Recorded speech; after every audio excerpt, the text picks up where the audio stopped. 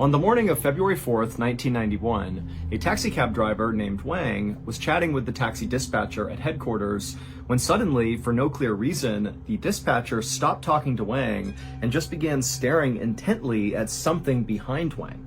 And so Wang noticed this, and right away he turned around to see what it was he was looking at. But all Wang could see was just a window that looked out to this huge fenced-in parking lot that was full of taxi cabs and their drivers. This is where they would go to wait for fares. And where the taxi headquarters were located was right near the airport in a very busy city called Kaohsiung City in Taiwan. And so taxi cabs in this area were really in high demand.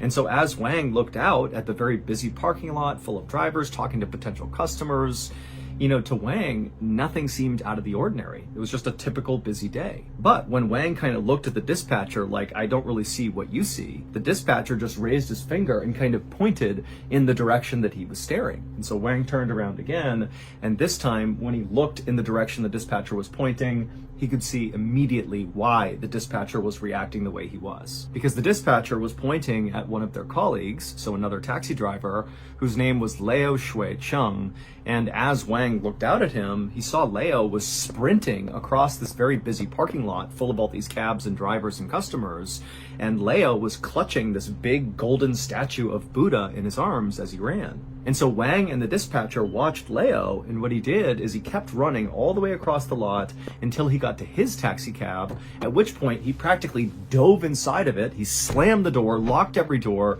and then began looking around frantically like he was expecting someone to show up who had been like chasing him or something. But there was nobody around his car, and Wang and the dispatcher kind of scanned the parking lot, and they didn't see anybody who seemed remotely interested in Leo. And so Wang and the dispatcher continued to watch Leo from the window, and they saw eventually Leo stopped kind of scanning around for other people, and at that point he took that golden statue of Buddha and he placed it up on the dash of his cab. And this was not the first Buddha statue that he had put up there. From Wang and the dispatcher's perspective, it looked like he had at least 2 or 3 that were right up there alongside this new one. And then after Leo placed this new golden statue, he sort of sat back in his chair, and from Wang and the dispatcher's perspective, it sort of looked like he had closed his eyes and was praying or mumbling something, but whatever he was doing, it just seemed kind of odd. And so eventually, Wang and the dispatcher stopped watching Leo, who still just continued to sit back in his chair and, mumble or pray or something. And then Wang and the dispatcher looked at each other and they exchanged very concerned looks, because they both knew, Leo was kind of a weird guy, but from his behavior today, it just seemed like, something must be wrong with Leo. There has to be some issue. So for context, Leo was this 35-year-old guy who lived alone, and he had this reputation of being very antisocial and kind of just rude. Like, he had terrible manners. But recently, Wang and the dispatcher and other taxi drivers who worked at this company had noticed that Leo's behavior had gone from being kind of awkward and antisocial to being kind of menacing, like not even including the weird behavior he was exhibiting now, just like in his day-to-day interactions with people. He was just really aggressive. Like, he always would tell his colleagues at the taxi company how much he hated stray cats and dogs. And, a lot of people found these stray cats and dogs in their neighborhood in the city to be a bit of a nuisance. They'd rummage through trash and make noise or whatever, but nobody really paid them much attention. They were just stray animals trying to survive. Like, it wasn't a big deal. But for Leo, he obsessed over hating the stray cats and dogs and how much he wanted them to get out of his neighborhood. And somewhat recently, he had come to work and told his colleagues that he had gone out and gotten a crossbow, and at night he had begun shooting at the stray cats and dogs, which totally horrified his colleagues. And now Leo had this weird thing going on with his Buddha statues that he was putting inside of his cab. And also, in addition to those statues, he had begun putting on the windows inside of his cab these things called fulus, which are these little strips of yellow parchment paper that basically ward off evil spirits. And so Leo had basically transformed the interior of his cab into this sort of weird shrine or temple. And in fact, Leo had put up so many of these fulus on the inside of the windows, and again, all those statues that sat on the dash, that when he drove, he could barely see because his view was totally obstructed. But despite everybody at the company seeing this totally weird behavior playing out with Leo, nobody went up to him and said, hey, what are you doing with these statues and pieces of paper? Like, what's going on here? Because nobody wanted to interact with him. He seemed like kind of a menace, and so people just kind of let him do his thing. But now, as Wang and the dispatcher are watching Leo like run across the lot and act totally psychotic, they looked at each other and they were like, maybe we should do something. And so Wang volunteered to call the police, and as Wang turned to go walk out and make the call, he saw Leo peeling out of the parking lot, nearly smashing into cars and people, just driving like a total maniac. And so Leo really felt like, okay, yeah, this really is the time to step in. Someone's gonna get hurt here. The following day, Wang would contact his friend in the police department, and he would explain what was going on with Leo. And to Wang's surprise, his friend told him that actually the police were well aware of Leo. And that was because not all that long ago, Leo was actually a suspect in a murder case. So about 10 months earlier, in April of 1990, a 23-year-old woman from Japan named Mariko Iguchi had visited Taiwan on vacation, and during this vacation, she had gone missing.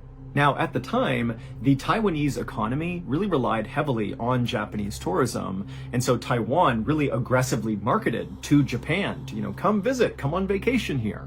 And so it was pretty common for Japanese college students to visit Taiwan on vacation to celebrate things like a graduation or a birthday party. And so that's what Mariko was doing. She was here celebrating, and she was traveling alone. Also, one sort of quirky thing about Taiwanese culture at the time was it was pretty common for taxi cab drivers to open up their own personal homes to their fares, basically saying, hey, don't stay at a hotel, I'll give you a ride wherever you're gonna go, but then at night you can stay at my house with my family. And so it was just kind of a thing in Taiwan that people visited and stayed at the homes of their taxi cab drivers.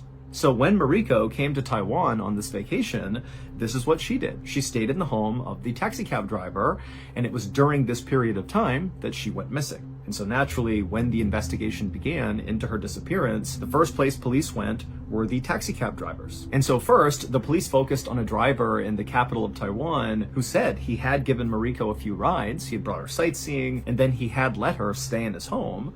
But he said, after that, she left and he didn't see her again. He had no idea what happened to her. And the police would actually discover that after Mariko left that particular driver's house, she would send a postcard to her family that was dated after she had left. And so basically this ruled out the first driver as a suspect. And so for a little while, this case went cold because the police couldn't find any other taxi cab drivers that had given Mariko a ride. But then, a few months later, the police offered a reward for information about what happened to Mariko, and it was then that police got a tip that Mariko had been seen speaking to Leo at the train station before she disappeared. But when police spoke to Leo, he immediately said, yes, I did give Mariko a ride, but that was it. She didn't stay at my house. It was just this one ride from the train station into town, and after she got out, I have no idea what happened to her. And so police would ask Leo dozens more questions, and they would try to get more information from him, but he just didn't have any. And then at the same time, there was this flood of all these new tips that began coming into the police station about this case. But it would turn out a lot of these leads, like all of them, were just terrible tips. People were calling in totally random stuff just because now there was this monetary reward for information, and it was kind of incentivizing people to just call in anything. And it was actually making the investigation much harder because now the police had all these bad tips, and so they really weren't getting anywhere. But despite the slow progress the police were making in this case had really been elevated and become like a huge international news story, and lots of people all over the world were following it. And during this time, when all these people are tuned in to this case, really weird things began happening surrounding this case. People in the city began receiving all these strange phone calls from this kind of frantic woman speaking Japanese. And in Taiwan, people predominantly speak Taiwanese and Mandarin, not Japanese. So this is a weird phone call to be getting in Taiwan. And also at this time, you need to remember that Mariko's disappearance was kind of all over the news. And so to get these weird calls from a woman speaking Japanese who sounds totally frantic, it made people in the city believe that it was Mariko placing these strange phone calls. But these calls, they didn't make any sense. It was just a woman kind of yelling in Japanese, and then she would just abruptly hang up. And also there were all these reports of people claiming to have seen Mariko or heard Mariko just in the city walking around. None of it was substantiated, but there was just kind of this eerie quality to the case. And so when Wang called his friend at the police department to report Leo for his totally weird behavior, This was at a time when the Mariko missing person case was still totally front of mind in Taiwan and around the world, and also the police were still actively investigating this case, and frankly, Leo had not been ruled out as a suspect in this case. He was not considered a primary suspect by any means, but he wasn't ruled out yet, and so the police are hearing that Leo's acting really funny, and it made them think, hey, maybe we should reinvestigate this guy and see if he really is connected to the Mariko missing person case. And so ultimately, after Wang hung up, his friend in the police department got in touch with the lead detective on the Mariko case and told him about what was going on with Leo. And this lead detective, whose name was Lin Xiaoji, decided he would just put Leo under surveillance to see what he was doing. So, starting sometime in the middle of February of 1991, Detective Lin and a few of his colleagues began taking turns trailing Leo basically 24/7. And so the police just kept their distance and they followed Leo all around the city as he picked up his fares. And, the police never got out to talk to any of the fares, to get insights into whatever Leo might have been saying inside the cab. They just kind of watched from a distance and just wanted to see if there was any obvious red flags. Detective Lin figured, if Leo was somehow involved in whatever happened to Mariko, let's say she was killed, and let's say Leo was responsible for killing her, maybe if they followed Leo long enough, he might drive to an area that was kind of connected to her murder, maybe her gravesite or the place where he killed her or something. Going to kind of strange random locations without a fare would likely be an indication to police that that was a place of interest. But as the police tailed Leo, that's not what he did. Leo basically never ever left his cab. Leo basically just picked up a passenger, drove them where they needed to go, and then repeated over and over and over again all day long. And then at the end of the night, instead of going home to his apartment that police knew he had, he would just sleep inside of his cab, just like in parking lots and stuff. And the only times he would go into his apartment appeared to be just so he could go to the bathroom or maybe shower or something, because they would see him through the window. But whenever Leo went into his apartment, he went through the same totally weird ritual every time. He would be in his cab, parked out front of his apartment, and the police are, parked far enough away that they can watch this.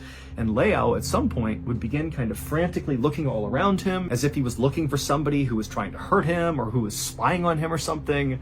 And then after kind of making sure the coast was clear, Leo would open up his door and sprint, like absolutely as fast as he could, into his apartment building, and he'd only be in there for like a couple of minutes before he'd come bombing back out and practically dive into his cab, and he would shut all the doors, lock all the doors, and then, he'd clutch his golden statues and he'd rub his fulus that were taped all over the inside of his cab, and he'd continue frantically looking around, to make sure nobody was there to hurt him or something. And then after a little while, he'd kind of calm down, he'd put his statue back on the dash, he'd kind of make sure his fulus were all in place, and then he would drive away. So, of course, Leo's behavior, from the police's perspective, was totally bizarre, but in Detective Lin's mind, it didn't really seem like the behavior of a murderer. It seemed more like the behavior of someone who had lost their mind. Finally, on March 4th, 1991, Detective Lin decided that he just needed to speak to Leo, which required, basically ambushing Leo. So Detective Lin coordinated with his officers who were out surveilling Leo, and he had them tell him when Leo was at his apartment, going in to use the bathroom. And when they called in to Detective Lin that, hey, he just got to his apartment, he's about to run inside, Detective Lin and some other officers raced to the apartment, and they were all ready outside for whenever Leo came running back out to dive back into his cab. They were going to intercept him. And now Detective Lin and his colleagues didn't really know how Leo was going to react to having all these police standing there ready to grab him. I mean, was this guy going to be hostile? Was he going to be aggressive? Was he going to be scared, sad? They had no idea. It just seemed like Leo was totally unstable, so they all kind of had to be ready for whatever reaction he was going to have. However, the way Leo ultimately reacted to this was not the way any of the officers suspected. When Leo came bombing out of his apartment after a very short bathroom break, he began charging down the stairs towards his cab, and then seemed to kind of realize there were all these detectives and police officers all standing in front of him, literally getting ready to grab him, and Leo just collapsed to his knees and began sobbing and thanking them over and over and over again. Now, Detective Lin had no idea what this was. He didn't really understand what Liao was thanking them for, but he didn't waste any time trying to figure out what was going on. Instead, Detective Lin just went up to Liao and said, "Hey, we need to speak to you at the station. Will you come with us?" And Liao was like, "Of course I will. Of course I will." And so Detective Lin drove Liao to the police station, and when they got there, Liao was saying things like, "Oh, I wish I could just stay at the police station with you all. Like, this is where I'm safe. I want to stay here." Now, Lin didn't really respond to this. He just kind of said, "Okay, yeah." And then they went inside together to head towards the interview room, and as they're walking there, Liao is saying over and over again to Detective Lin and any of the officers he passes by, "Thank you so much. You're my savior. Thank you." Now, the police had no idea why Liao was treating them like his saviors, because to them, they're like, "Dude, we just ambushed you and brought you to the police station to question you about potentially being involved in a murder, so I don't know how we saved you." But it would turn out Liao had a really compelling reason to believe they really had just saved him. Because it would turn out Liao had this absolutely terrifying thing happening inside of his apartment. Just several minutes earlier, when Liao had run into his apartment, so right before he charged back outside and police grabbed him and took him to the station, when he was still inside of his apartment, he stepped inside and the apartment was totally dark. All the lights are off, all the shades are drawn, and immediately Liao felt his heart starting to race. And he looked around his apartment and it was totally silent, but then he heard it. He could hear on the far side of his apartment, in a room that he couldn't quite see into, the sound of breathing. But Liao lives alone. There shouldn't be anybody here. He has no pets, there's nobody here, but he hears breathing in another room. But Liao knew there was nothing he could do. The only thing he could do was just try to get in there, go to the bathroom, and get out as quickly as possible. And so very slowly, Liao began kind of tiptoeing across the living room floor, kind of making sure to stay out of eyesight of the doorway that led into the room where the breathing was coming from. And as soon as he kind of got past an area where he could be seen from the doorway, he ran the rest of the way down the hallway. He cut into the bathroom and shut the door and locked it. And then, as quickly as he could, he did his business. He used a washcloth to clean himself because he didn't have time to take a shower because of what was going on inside of his apartment.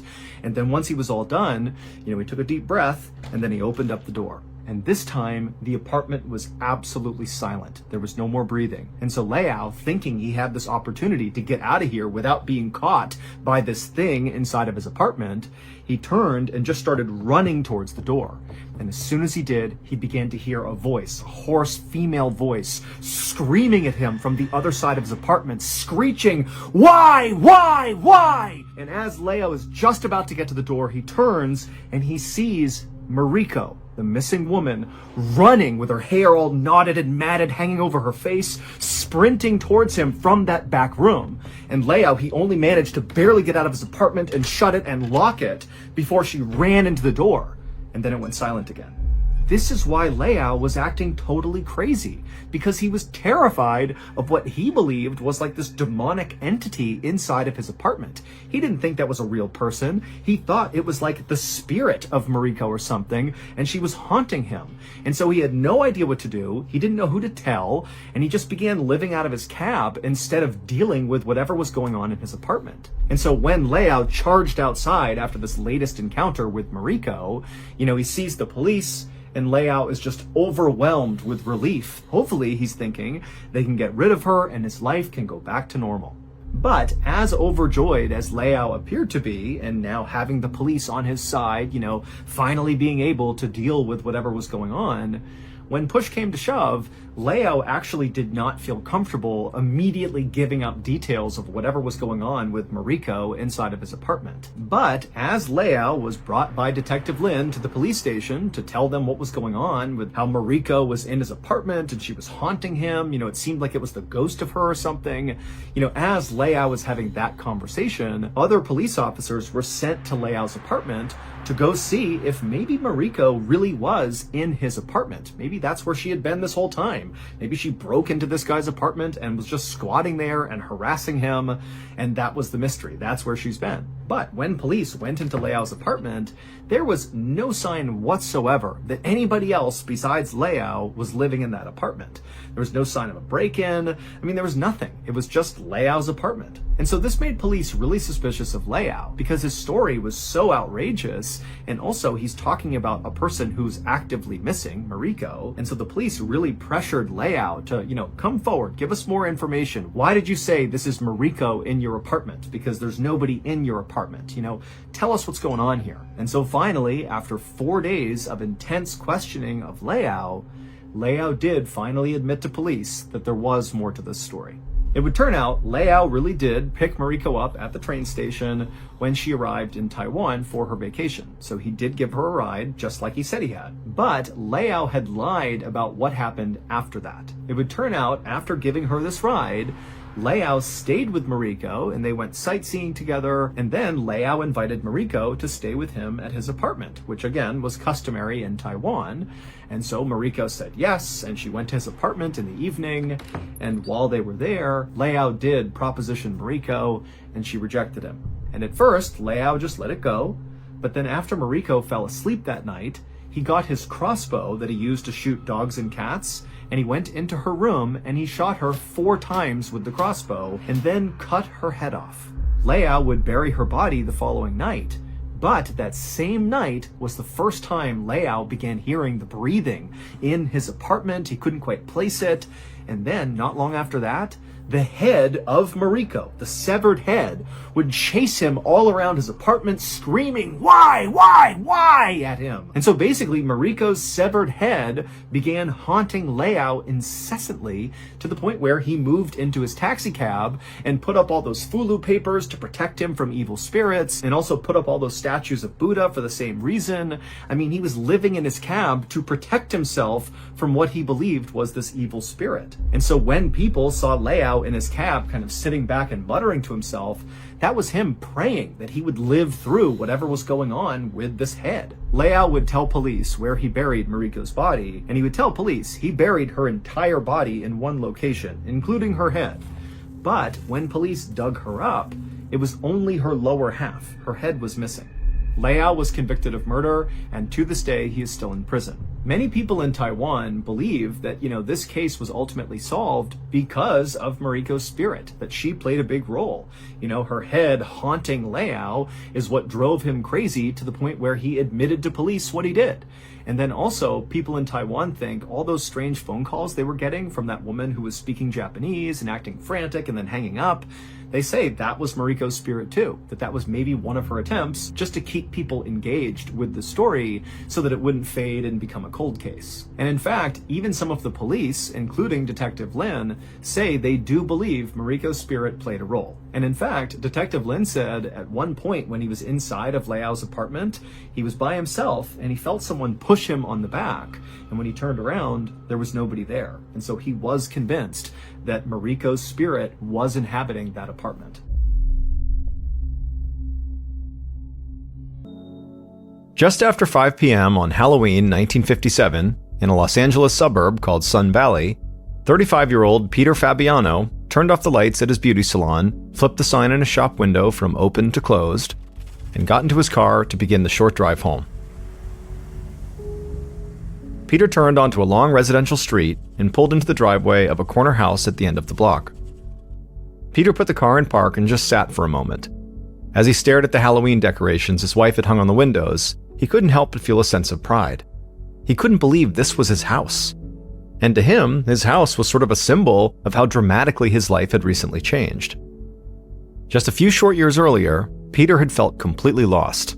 He was living by himself and struggling to make ends meet. And that's when he got mixed up with some bad people who said he could make some money working for them. Even though Peter had agreed to do this, he had known it was not a smart decision, and he was quickly proven right when he ran into trouble with the law. Peter ultimately avoided doing jail time, but this had been a wake-up call for him.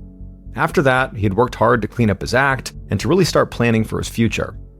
And his hard work eventually paid off. Now he was married and ran a successful business, and he owned a brand new home that had literally just been built. In short, Peter Fabiano was living the American dream. And on top of that, he was enjoying the kind of personal freedom that he had personally fought for on the front lines during World War II. Life was good. Peter strolled up his front walkway between the rows of carved Halloween pumpkins and stepped inside his house. His wife Betty walked up to him, carrying a large bucket full of candy, and as she placed the candy on a table near the door, Peter gave his wife a peck on the cheek. Betty smiled and then quickly turned and walked away. And Peter wondered if maybe Betty's smile was forced, and if maybe she was mad about something. As happy as Peter was about his job and his new house in the suburbs, he and Betty's marriage had its share of difficulties. In fact, just that summer, a few months earlier, things had gotten so tense between them that Betty had moved out for a while. But she had come back, and things had really seemed like they were getting better between them. And so Peter decided to ask a simple question just to gauge Betty's mood. He said, "Hey, have any trick-or-treaters come by yet?" And to Peter's relief, Betty laughed and told him it was still too early. All the trick-or-treaters were probably still eating dinner. Peter relaxed, convinced he'd been reading way too much into his wife's smile, and he started to get excited about handing out candy to a parade of children in funny costumes. In the 1950s in the United States, the act of trick-or-treating had really started to become a popular Halloween tradition for children, and the holiday itself was growing into the huge part of American pop culture that it is today. When Peter was a kid, he didn't get to go trick-or-treating. It wasn't really a thing back then. But now, even though he was an adult, he was quite happy to be a part of it, even if his role was just handing out candy. Peter's teenage stepdaughter, Judy, came bounding out of her room in full costume, dressed as Alice from Alice in Wonderland. She said she was heading out to a Halloween party, and she had a ride there, but she would need a ride home. Peter said no problem, he'd come pick her up, but no later than 10 p.m. because it was a school night. Judy huffed and said fine before telling him where she'd be and walking out the door.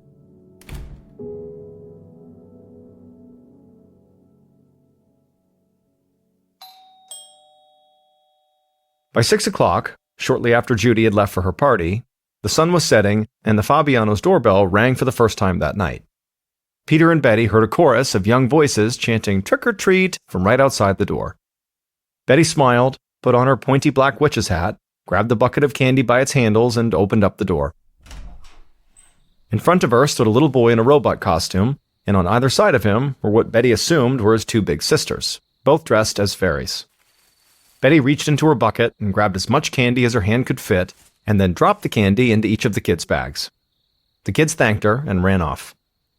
At this point, Peter walked up behind Betty to look outside, and he saw more children approaching. It looked like it was going to be a busy night. A little before 11 p.m. that night, after the last of the trick-or-treaters had come by the house, and Peter had picked up his stepdaughter Judy from her Halloween party, Peter walked into his bedroom and saw Betty reading in bed. He slipped into his pajamas and yawned. He thought about how he and Betty would have to be up at the crack of dawn tomorrow to get Judy to school, and also then to open the two salons they ran for a full day of appointments. And so all Peter wanted to do was just collapse and go to sleep. And so Peter slid into bed with Betty, but then put her book down on the nightstand and she turned off the lamp. As the couple lay in bed, Peter remarked to Betty that this time of the year was exhausting. Betty agreed. Decorating, hosting, entertaining, these things were hard work. She said now that Halloween was over, they would have to start sending invitations for Thanksgiving. And then as soon as Thanksgiving was over, they wouldn't even have time to breathe before they'd have to start decorating for Christmas and planning their big Christmas party. Peter joked that maybe next year they should just board up their house for the holidays and take an extended vacation. Betty started to laugh, but before she could say anything else, their doorbell rang. Peter sat up, switched on the lamp, and looked at the clock. It was 11:15 p.m. He turned to Betty and said it seemed really strange that somebody would ring their doorbell so late. Betty thought it might just be a late trick-or-treater, even though more than 2 hours had passed since the last trick-or-treater had come by. Peter pushed himself out of bed. Maybe it was one of the earlier visitors coming back for seconds, he said. If so, it was their lucky night, because they still had more than enough candy to last through the new year. Peter put on his robe, stepped into his slippers, and began walking towards the front door. And as he did, the doorbell rang again. And this time, Peter heard "trick or treat" from a voice calling out from the other side of the door. And so Peter picked up the bucket of candy on the side table, reached for the doorknob, and pulled the front door open.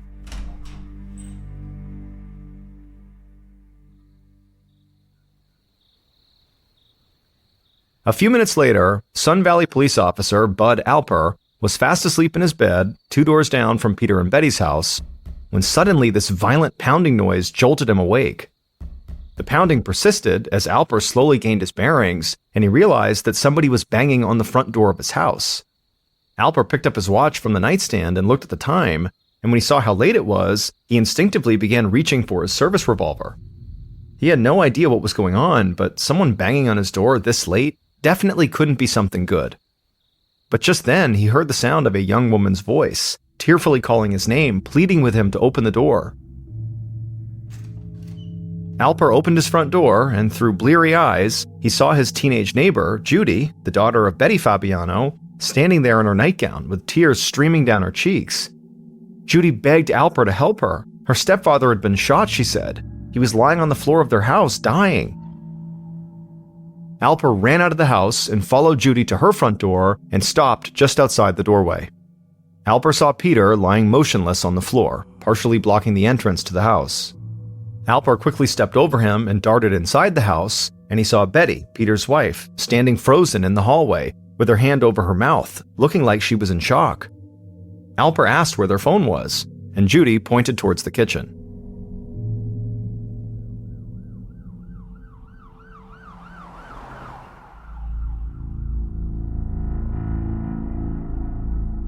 Five minutes later, an ambulance pulled up at the Fabiano's house, and paramedics picked Peter up, put him on a stretcher, and sped away to the hospital. Officer Bill Lehman of the Sun Valley Police Department parked his cruiser at the Fabiano house just as the ambulance left, and he walked up to the front door. Lehman greeted his fellow officer, Bud Alper, who was standing on the walkway in his pajama robe and lighting a cigarette. Standing near her was Mrs. Fabiano, who was sobbing, and when Officer Lehman approached her, she began to recount what had happened. Betty said that shortly after she and her husband had gone to bed, their doorbell had rang, and they both assumed it was just a late trick-or-treater.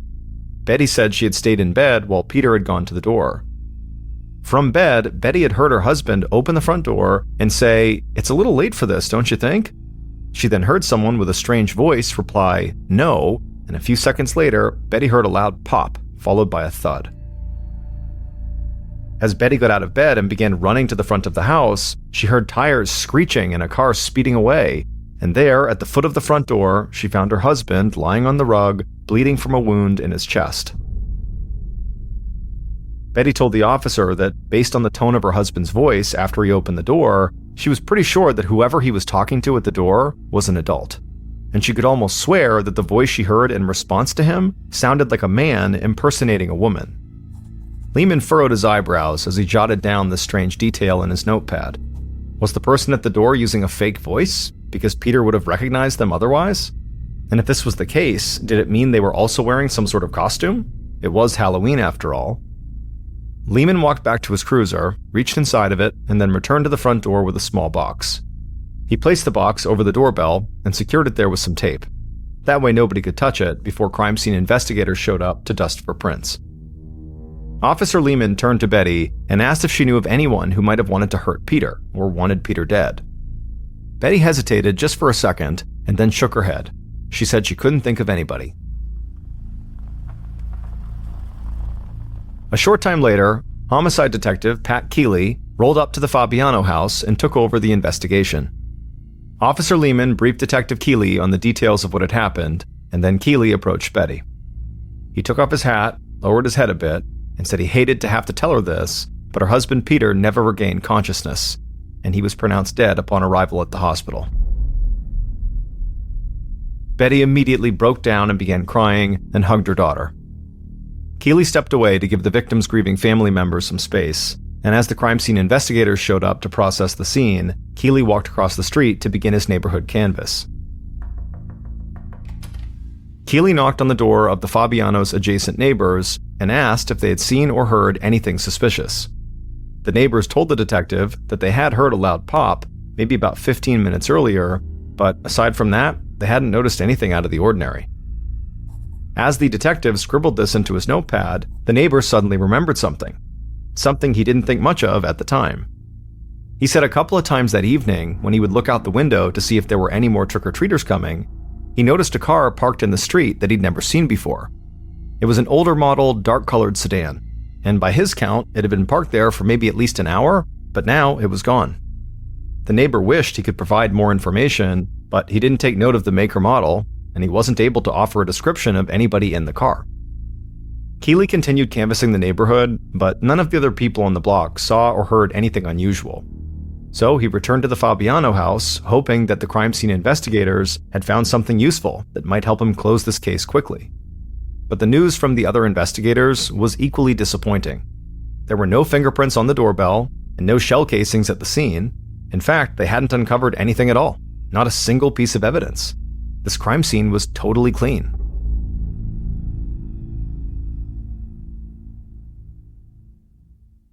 A little later that night, Keeley returned to his desk in the homicide department to begin writing up the report. The 46-year-old veteran took a deep breath and exhaled in a long sigh. He knew he was in for a long night, and he was at an age where he was beginning to wonder if his 95% homicide clearance rate was worth the toll these long nights must be taking on his health. Keeley finished writing up the report and then began looking over what he'd written. He kept thinking how unusual it was that the killers took advantage of Halloween and used trick-or-treating as a ruse. He'd never heard of this happening before, except maybe in a radio play he once listened to. And the crime scene was so spotless. The killers were very careful to not leave anything behind. This suggested a level of planning and organization rarely seen in random killings and robberies. This had all the markings of a professional hit.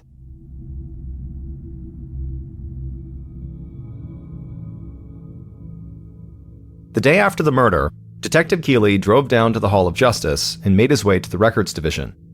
He wanted to find out if Peter had any sort of criminal background or maybe a connection to the mob that might have led a professional hitman to show up at his door and kill him. Keeley asked the records clerk for anything he could dig up on a Peter R. Fabiano. The records clerk disappeared into a back room, and a short time later, he returned with a file and handed it to Keeley. And the second Keeley opened that file up and began reading, he knew his instincts had paid off. Peter Fabiano did have a criminal record. About 9 years earlier, Peter had been a bookie, which meant he was setting up gambling bets, taking bet money, and paying out winnings. This was illegal, and Peter had been caught and convicted on a bookmaking charge. He was sentenced to 180 days in jail, but the sentence was ultimately suspended, and he never served any time. Keeley knew that bookies were often associated with organized crime, and he wondered how deep Peter's ties went. Could he have run afoul of a loan shark, or fallen in debt to the wrong people? Something like that would definitely support his professional killer theory. Detective Keeley spent the afternoon probing Peter's business records, his finances, his background, hoping to find other investigations and other shady dealings. Anything that might help Keeley build a list of Peter's potential enemies. But much to Keeley's surprise, aside from that one scrape with the law being a bookie almost a decade earlier, Peter really did seem to have cleaned up his life. He ran a legitimate business, which his wife helped him operate, and none of Peter's friends that Keeley had talked to could think of anyone who had beef with him. However, Keeley had yet to really have a deep conversation with the one person closest to Peter, and that would be Peter's wife and now widow, Betty. That evening, Betty Fabiano sat in a small room inside the Sun Valley police station.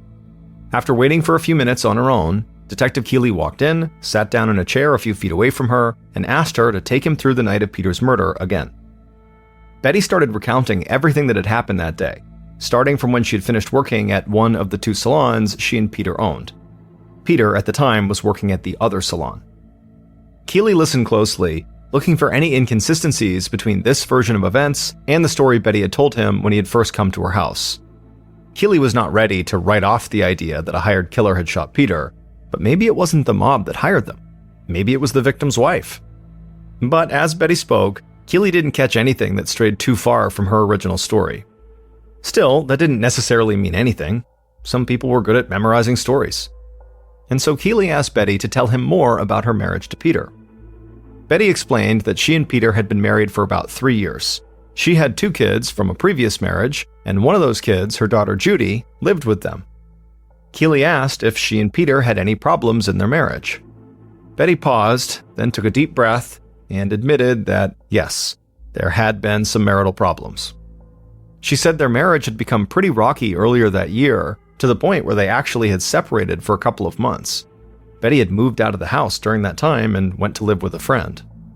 But in July, she and Peter had reconciled, and she had moved back in with him. Betty looked away for a minute and was silent, and then she turned back to Keely and said there was someone he should know about, someone who might have had it out for Peter. Keely leaned in and asked her why she hadn't said anything about this person when he talked to her at the house. Betty said she wasn't trying to hide anything. She'd been in total shock at the house, and she hadn't been able to think clearly. But now that she was talking about her and Peter's relationship, it seemed obvious, because she believed this person truly hated Peter, maybe enough to want him dead.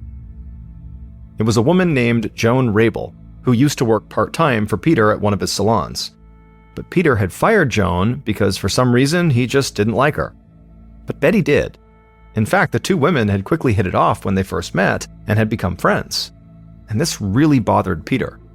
In fact, it bothered Peter so much that the friendship between Joan and Betty became a source of tension in their marriage, until Peter ultimately forbade his wife to socialize with Joan.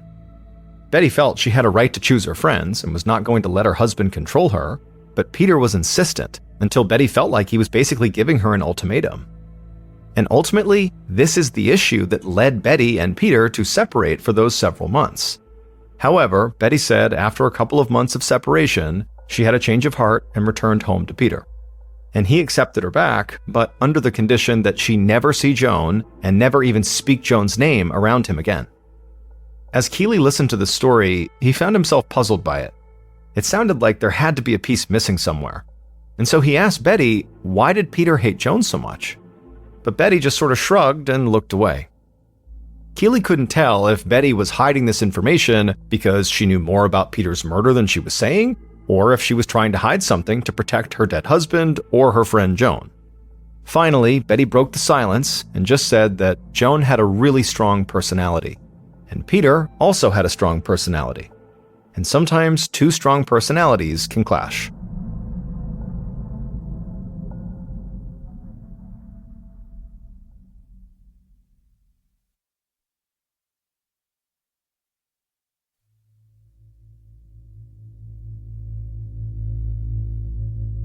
The next morning, 2 days after Peter's murder, Keely and his partner decided to pay Joan a surprise visit. They drove to Joan's house in Hollywood, on the other side of the hill, and knocked on her front door. The door swung open and Joan appeared, and as the detectives flashed their badges and said they were there to talk to her about Peter Fabiano, they watched Joan closely to see how she would react, whether she'd be nervous or surprised or something. But Joan just shook her head and looked down.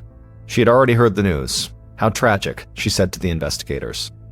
Keely agreed and said it was tragic, but also her name had come up as a potential suspect, so they needed her to accompany them down to the station and answer some questions.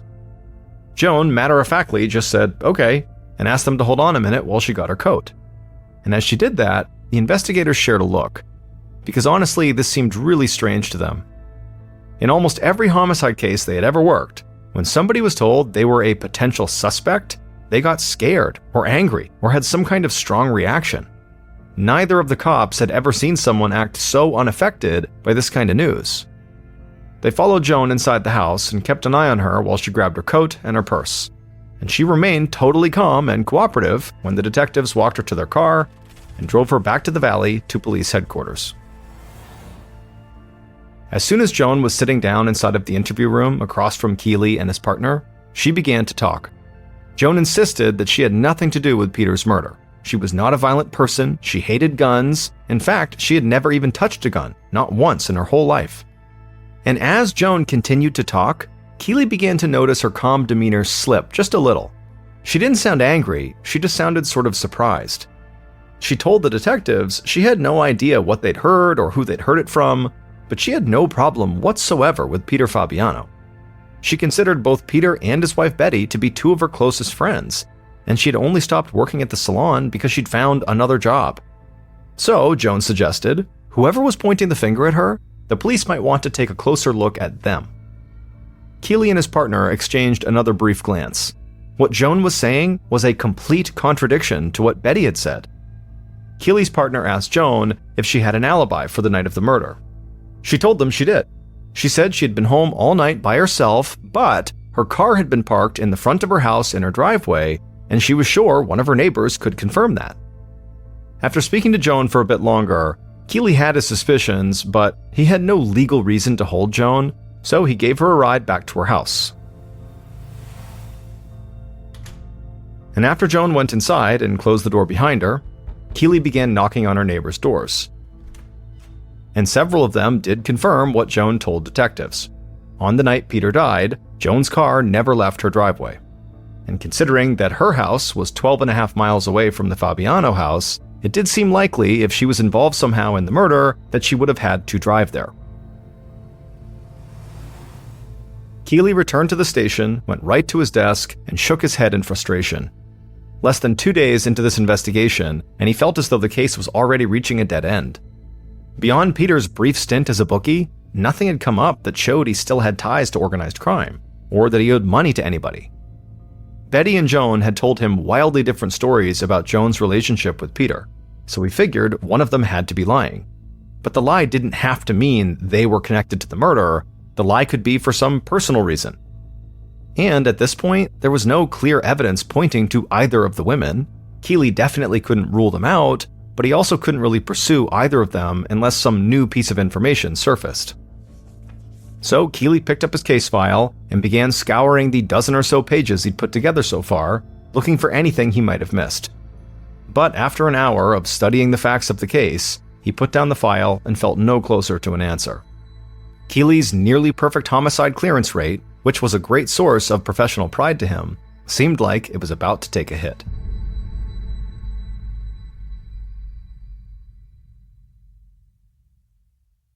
Nearly a week after the murder, on November 5th, 1957, Peter Fabiano was laid to rest.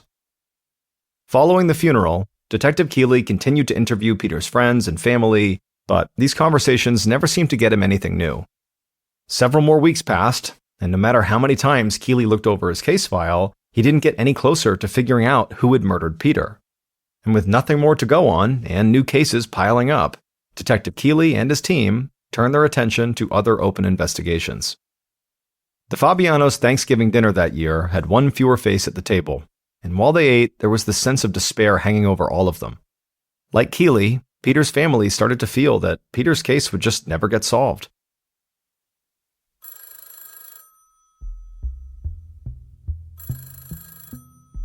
But on a day not long after Thanksgiving, in early December, the telephone rang at the Sun Valley Police Department. A muffled voice on the other end of the line told the dispatcher they had a tip in the Peter Fabiano case. The caller said that if investigators went to Bullock's department store in downtown Los Angeles and visited the area with the rented storage lockers, they would find a .38 caliber Smith & Wesson revolver. This was the gun that was used to kill Peter Fabiano. The caller then provided a locker number and then hung up without giving their name. The dispatcher took down the information and quickly passed it along to Detective Keeley. Keeley was skeptical that this tip would lead anywhere. Whenever a case was all over the news like this one, he usually got at least one call from somebody just looking for attention. Rarely was a vital piece of information just handed to him. It's never that easy. But Keeley was a diligent investigator who followed up on basically every single lead. And so far, the Fabiano case had offered very few. So this was something worth looking into. So Keeley and his partner drove to downtown Los Angeles, entered the Bullock's department store, and had the locker attendant open up the locker the tipster had indicated. And when Keeley looked inside that locker, he couldn't hide his excitement because there inside of it was in fact a .38 caliber Smith & Wesson revolver. Keeley asked the locker attendant whose name the locker had been rented under. The attendant opened a registration book, and when she read the name to Keeley, Keeley had never heard of them before.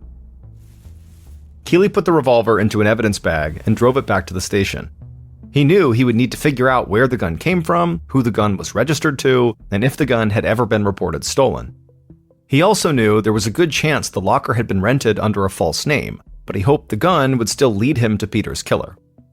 So he called the state police and gave them the serial number of this gun. And within minutes, Keeley learned that the gun had been purchased on September 21st of that year, the month before the murder, from a gun shop in Pasadena, about 15 miles away. And the buyer of the gun was the very same person who rented the storage locker where the gun was found. This person had not used a fake name to get the gun or the locker. So Keeley could easily track them down, and he was now almost positive this person killed Peter. That evening, after obtaining a warrant, Detective Keeley and his partner arrested the person who had bought the gun and stored it in the locker. The detectives brought this person to the station and sat them down in the interrogation room, and as soon as the interview began, this person openly admitted to shooting Peter Fabiano. And they would tell investigators the entire story right from the very beginning all the way up to the aftermath of the killing. And once Keeley and his partner had all these details, all the pieces began falling into place. And everything that might have confused Keeley early on now suddenly made perfect sense.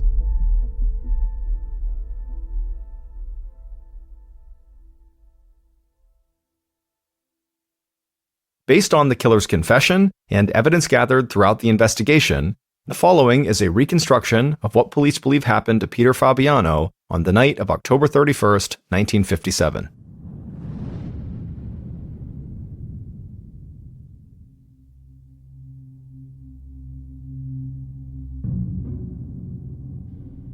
At around 9 p.m. that night, the killer, wearing face makeup and baggy clothes, sat in a parked car a few houses down from Peter's, and just watched and waited.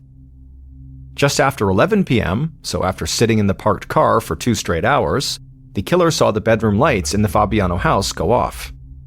At this point, the killer slipped a mask over their face and red gloves over their hands, and then climbed out of the car and began walking toward the Fabiano's front door, carrying a brown paper bag with a .38 caliber revolver hidden inside of it. The killer rang the doorbell, and as soon as they did, they began to shake, knowing they were about to commit a crime that could land them in the gas chamber. They tried to calm their nerves by reassuring themselves that this was the perfect crime and there was no way they'd get caught. They repeated this in their head as they rang the doorbell again and called out "trick or treat" in a loud, booming, unnatural voice.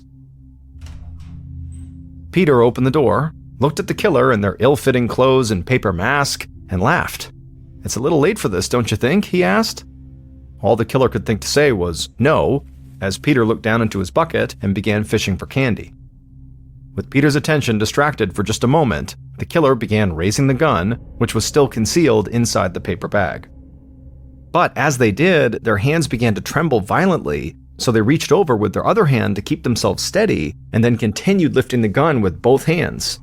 And once it was aimed squarely at Peter's chest, they fired a single shot. The bullet blew a hole through the paper bag and slammed into Peter's chest, the round settling just below his heart. Peter looked up at the killer in horror and then clutched his chest as he fell to the ground. The killer immediately turned around, cut across the yard, and ran back to the car. When they got into the passenger seat, they were shaking and on the verge of tears. They couldn't believe they had just killed a man. But the killer then felt a hand on their shoulder. They turned to the driver's seat and saw the woman they loved had a smile on her face. The woman told the killer they had done everything just right. Then she hit the gas and sped away from the neighborhood.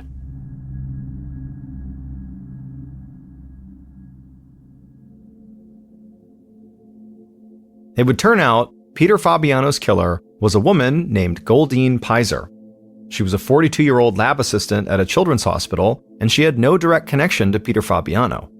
In fact, she had never met him before the night she killed him. She only knew what Peter looked like because another person had driven her by the Fabiano house a week before Halloween and pointed him out. And this other person was Goldine's only connection to Peter, and this other person was the actual mastermind behind the murder. And that was Peter's former employee, Joan Rabel. It turned out that Joan and Peter's wife Betty had both lied to police about their relationship. Joan and Betty were not just friends, they were lovers. But in 1957, that was not something most people would accept, so Betty and Joan tried to hide it. However, Peter still found out about their relationship, and when he did, he was livid. He fired Joan from his salon and forbade his wife from ever seeing Joan again. But instead of submitting, Betty left her husband and went to live with Joan. However, after a couple of months with Joan, Betty realized she was better off staying with Peter and broke off her relationship with Joan. Betty moved back in with Peter and agreed to never bring up Joan's name again. And it was at this point that Joan began plotting Peter's murder. Jilted and wanting revenge, Joan began a new relationship with the very impressionable Goldine and immediately began setting her up to become Peter's assassin. Joan spoke endlessly to Goldine about what an evil and vile person Peter Fabiano was. Joan claimed Peter was cruel to his wife and cruel to his wife's children, mistreated his employees, and was essentially a monster who needed to be stopped. Over time, Goldine grew to despise Peter just through Joan's portrait of him, and that's when Joan began actively putting her plan into motion. Goldine cared so deeply for Joan, she would have done just about anything for her. And so when she walked into that Pasadena gun shop on September 21st, she felt like she was doing a heroic thing. Once the two conspirators had their plan all worked out, they decided Halloween night was the best time to carry it out, because they knew Peter would be more likely to open his door to a stranger after a steady stream of trick-or-treaters had been to his house. On the night of the murder, Joan borrowed a friend's car, leaving hers in the driveway to create the alibi, and then went to pick up Goldine at her house. Joan then drove Goldine to the Fabiano street, waited in the car until the deed was done, and drove her back home. At which point, Joan told Goldine to forget they ever knew each other and vanished from her life.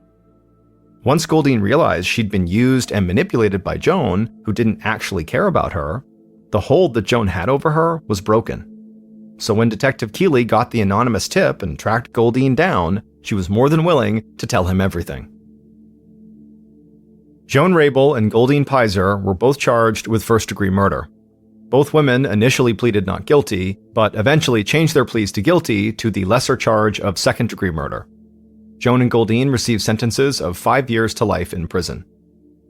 As for Peter's widow, Betty Fabiano, she was never charged with any crime because investigators were satisfied that she had nothing to do with her husband's murder.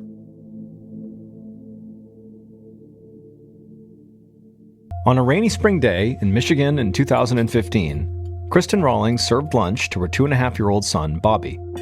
She set a colorful plate full of healthy foods from carrots to blueberries on the table right in front of him. But Bobby was not remotely interested in any of it. He just pushed the whole plate to the side, which didn't surprise Kristen because she knew what he really wanted: graham crackers and chocolate milk. Kristen knew her son was a picky eater. She did her best to make sure he ate healthy, but at the same time, she just didn't have the energy to make every meal a battle. So, on this day, she added a few of his favorite crackers to the plate and offered a small cup of chocolate milk, both of which he consumed immediately. Kristen felt guilty that her boy ate so many sweets, but she figured Bobby should at least have something in his stomach. Once Bobby was done eating, Kristen unsnapped the safety belt on his booster seat and he climbed down from the chair. Soon, he was playing happily with his toys on a nearby rug. As Kristen cleared away the lunch dishes, she watched her son stand up and walk over to his craft table. She noticed that Bobby was having trouble putting weight on his right leg, but he didn't act like he was in any pain. Kristen figured that his foot must have fallen asleep while he was sitting crisscross on the rug. So she left him alone while she finished cleaning up.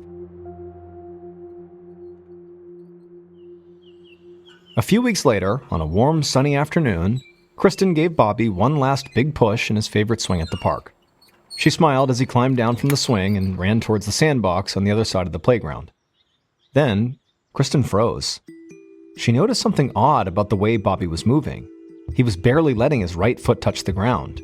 It was like the second it made impact, he would quickly tuck it back up again, like he was protecting his right foot.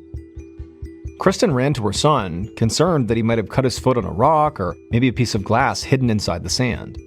But when she reached him, Bobby wasn't crying, so she calmly asked him why he was walking like that. Bobby told her he was just trying to walk like the birds in the park. Kristen was a bit relieved that her son could just have been playing a game. But a few minutes later, she watched her son follow a group of kids towards the slide. She could see that his bird walk had stopped, but now he was doing something else. He was walking very stiff-legged, kind of like Frankenstein. Something definitely seemed wrong with Bobby, but Kristen told herself not to panic. If Bobby wasn't in pain, then she didn't want to waste time and money with an unnecessary doctor's appointment. However, she did decide she would keep a closer eye on Bobby in case his gait did not go back to normal. Bobby's condition did not improve, and early one morning the following week, Kristen woke up to the sound of him crying and coughing on the baby monitor. She hurried down the hall to his room and she sat with him on his small bed. She saw that he was clutching his right foot, so she took it in her hand and tried to massage it. But he immediately pulled it away from her grasp. For the first time, it seemed like her son was in pain. As Kristen rocked Bobby slowly back and forth, trying to calm him down, she noticed his back felt warm under his pajamas, almost like he had a fever. Once he stopped crying, she helped him slide off the bed and stand up. Then, Bobby walked over to his toy box with that same Frankenstein lurch Kristen had noticed in the park the week before. Kristen knew she couldn't put this off any longer. Something was wrong. It was time for a visit to the doctor. Later that day, Kristen held Bobby in her lap as she described Bobby's symptoms to the pediatrician. He told her that cold season typically lasted until early spring. He suspected that that was what Bobby was dealing with. The problem with his leg was concerning, and so the doctor asked her to lift Bobby onto the exam table. However, as soon as the doctor began to gently manipulate the boy's legs, Bobby began to cry. The doctor shook his head. The doctor told Kristen that based on this, he was going to order x-rays of Bobby's legs. Once the x-rays were complete, the doctor pulled up the results on a computer and showed the images to Kristen. He pointed to an area on the long, thin bone on the outside of Bobby's lower leg called the fibula. The doctor said the x-ray was not conclusive, but it did show that Bobby could have a minor fracture there. Kristen had no idea how Bobby could have hurt his leg this badly. He was rarely out of her sight. The doctor reassured her that children's bones usually heal quickly, and the injury did not require a cast. He suggested that Kristen watch Bobby closely and keep him from walking too much for several weeks. After that, they would retake the x-rays and see if Bobby's leg had improved.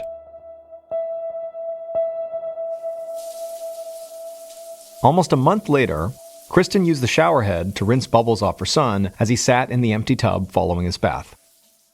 After he was rinsed off, Kristen wrapped him in a towel, lifted him out of the tub, and gently stood him on the bathroom rug. Immediately, Bobby cried out in pain and sank to the floor.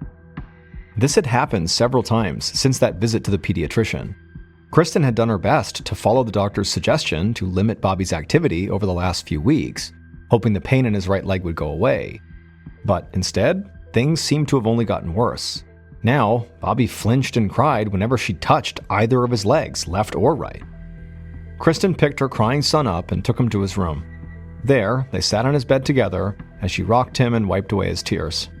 Once Bobby stopped crying, he sniffled a bit and then smiled up at his mom. Kristen smiled back, but then it turned into a frown. She could see something strange inside of Bobby's mouth. Kristen gently pushed his lip up for a better look, and she saw there was a dark spot on the gums between his two front teeth. Kristen very softly wiped that spot with the towel until the black spot disappeared, but then his gums began to bleed. Kristen realized that the gum line in her son's entire mouth was very red and swollen. Whatever was wrong with Bobby, it seemed to be more than just his legs, and it appeared to be getting very serious very fast. So she got Bobby dressed, bundled him up, and headed to the nearest emergency room.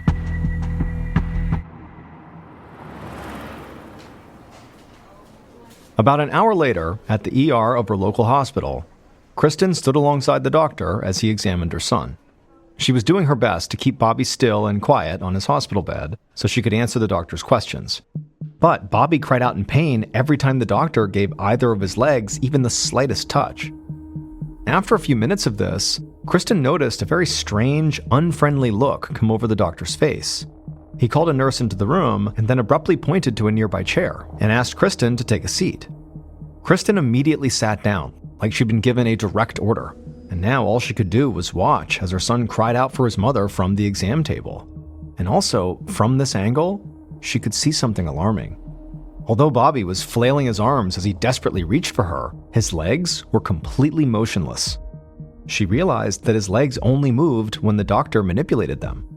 The rest of the time, they lay flat and still on the table. Kristen felt a knot growing in her stomach. Then the doctor whispered something in the nurse's ear.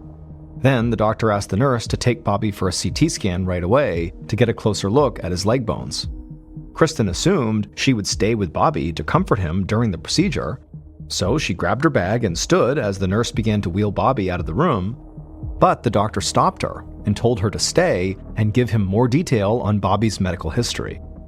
Kristen could hear Bobby wailing as he disappeared down the hall. She knew it was important for the doctor to know as much as he could about this situation, So she did as she was told and sat back down and went through Bobby's entire medical history.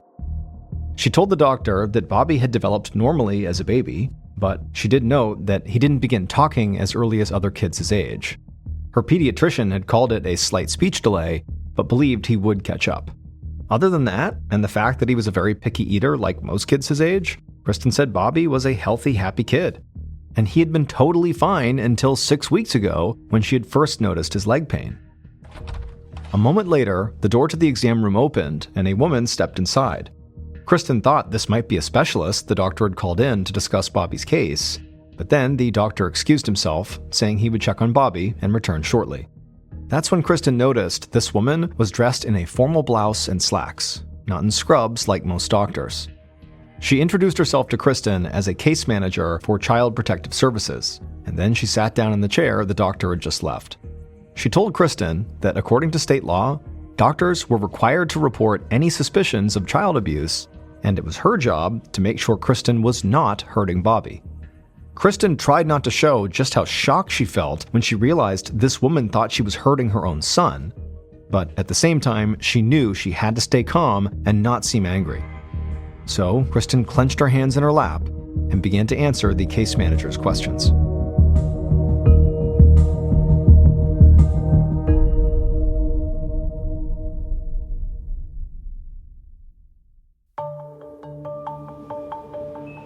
About a half hour later, Kristen let out a deep breath as the Child Protective Services manager finally left the room.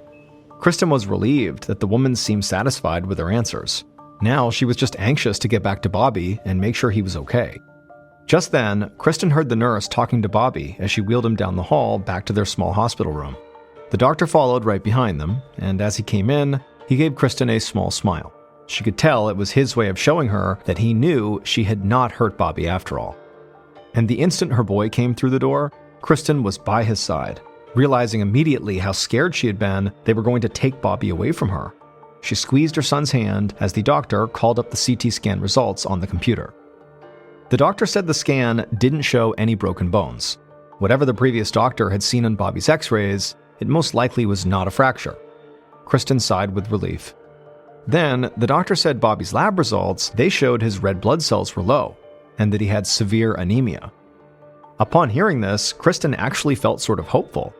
Maybe Bobby's problems could be solved easily by treating the anemia with some iron pills. Maybe the worst of this thing was over. However, the doctor said that anemia would not explain Bobby's leg pain. He said that he wanted to rule out a rare neurological condition called Guillain-Barré syndrome that can cause numbness or even paralysis in the legs.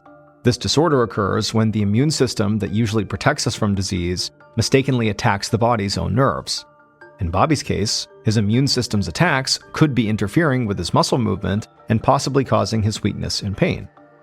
The doctor asked Kristen for permission to do a spinal tap because that was the only way to test for this condition, and a spinal tap would require him to use a needle and syringe to remove fluid from Bobby's spine. Kristen's heart began to beat faster at the thought of a needle in her child's spine, but she ultimately gave the doctor permission. She hoped that this latest test would finally tell them what was happening to her son.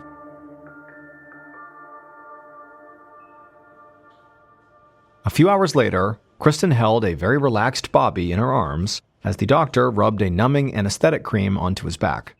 Bobby had been given a mild sedative to relax him for the procedure. After the cream was applied, the doctor shot even more numbing medicine into the area around his spinal column. He promised Kristen that her son would not feel a thing.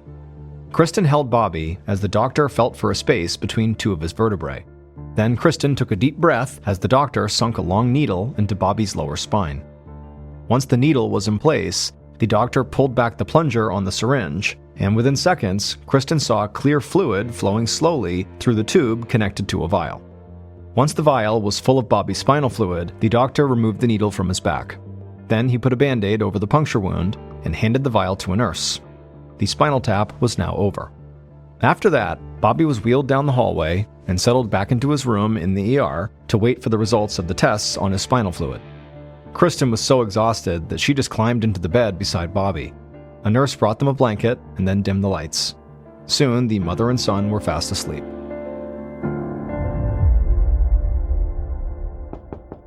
A little while later, Kristen woke up when she heard the doctor give a quiet knock on their door. It was the middle of the night, but Kristen suddenly felt wide awake. She quietly climbed out of the bed so Bobby didn't wake up. She was happy he was finally sleeping calmly. Kristen met the doctor out in the bright hallway. The doctor told her that he had good news. The spinal tap had not shown any signs of an immune system attack, which meant, for now, they did not need to worry about paralysis. Kristen nodded, not really sure how to feel. She was definitely very happy that Bobby had dodged a very scary-sounding diagnosis, but at the same time, she was frustrated by the multiple rounds of testing that as of yet still had not found any concrete answers. Kristen headed back inside the room, and she heard Bobby stirring in his bed. So reflexively, she walked over and reached out to adjust Bobby's blanket so it covered him more. But as she did, she saw something that made her gasp and yell out for the doctor back in the hallway. The doctor immediately came in, snapped on the bright lights, and Kristen pointed to tiny red spots which had suddenly developed all over Bobby's face and neck, almost like Bobby had the measles. And one look at the doctor's startled face told Kristen that something was very wrong with her baby. As the sun began to rise a few hours later, Kristen climbed into an ambulance right beside the gurney that carried her son. They were headed to a pediatric hospital where specialists would soon review Bobby's case. She prayed that somebody there would be able to help him.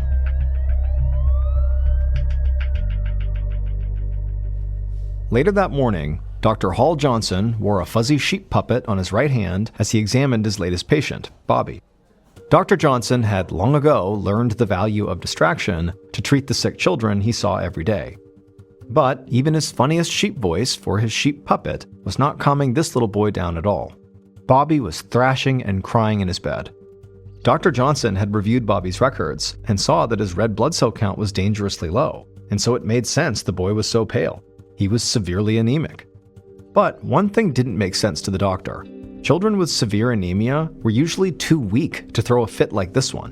And even stranger, Bobby was only throwing a tantrum with his upper body.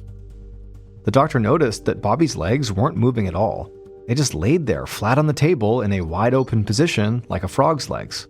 But to Dr. Johnson's surprise, when he tapped under Bobby's knees with a small hammer, Bobby's legs kicked out in an exaggerated response. Bobby's legs clearly were not paralyzed. It was just that Bobby couldn't or wouldn't make them move. Bobby's gums were still swollen and red, too. As for the strange rash that had bloomed so suddenly at the emergency room, Dr. Johnson could see that it was actually tiny pinholes of blood coming to the surface of the skin, known as petechia. These little spots can be caused by lots of disorders, from bacterial infections to blood disorders. Dr. Johnson asked a nurse to tend to the unhappy child while he led Kristen to the nearby nurse's station. He could see she was as frazzled and exhausted as Bobby, so he tried to be gentle. He told her that after all the testing Bobby had been through, he still had no clear diagnosis here. The boy clearly had a multitude of worrisome symptoms, but so far, Dr. Johnson had not hit on one condition that could kind of explain them all. Dr. Johnson asked Kristen to prepare for her son to be admitted, because even more testing was ahead.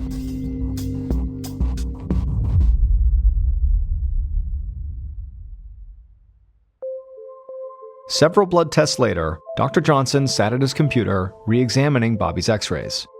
Dr. Johnson had run blood tests for an array of conditions, including lead poisoning and inflammation in Bobby's muscles or bones. But everything came back negative, and Dr. Johnson just felt stumped.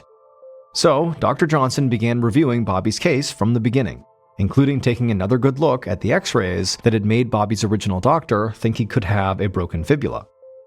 As Dr. Johnson clicked through the x-rays on his screen, he noticed something strange. Some parts of the bones in Bobby's legs were darker than others. These dark lines, known as lucent bands, were a sign that Bobby's bones were developing unevenly, leaving some sections thinner and weaker and other sections thicker and stronger. This odd pattern on the x-ray pointed Dr. Johnson in a particular direction. But to confirm it, that would require more tests, and so he sent in the orders for them immediately. Then came the hard part. As the doctor pushed back from his desk and stepped into the hallway, he went over in his mind how he would break it to Kristen that her son needed a procedure that was likely to make her quite anxious. He knew Bobby had already had a spinal tap, a procedure that put a needle in his spine. Now, Dr. Johnson needed to perform a bone marrow biopsy. This meant he would have to sink an even bigger needle into Bobby's leg push through to the core of the bone, and then draw out a piece of spongy marrow cells. Dr. Johnson would only ever order this test if he suspected something terrible, and unfortunately, he did. Lucent bands were a sign of leukemia, which meant Dr. Johnson was testing for cancer in the boy's blood and bone marrow. Later that day, Dr. Johnson waited anxiously in his office for the results of Bobby's bone marrow biopsy, and as soon as they hit his inbox and he read them, he was very relieved, and he picked up his phone and notified Kristen that the results had found no evidence of leukemia. Dr. Johnson could hear the relief in Kristen's voice, but he reminded himself that his work was not yet finished. Now that he had ruled out leukemia, he had to turn his attention to another area of suspicion that he had. This time, he needed to look at Bobby's leg bones as closely as possible.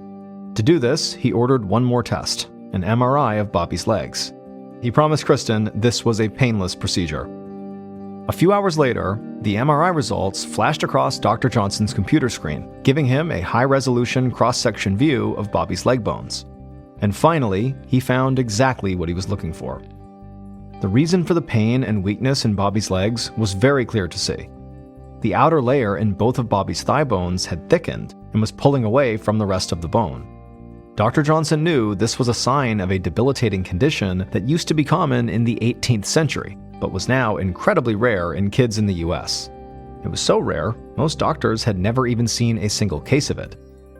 Dr. Johnson went back to Kristen to obtain additional information, this time specifically about Bobby's picky diet.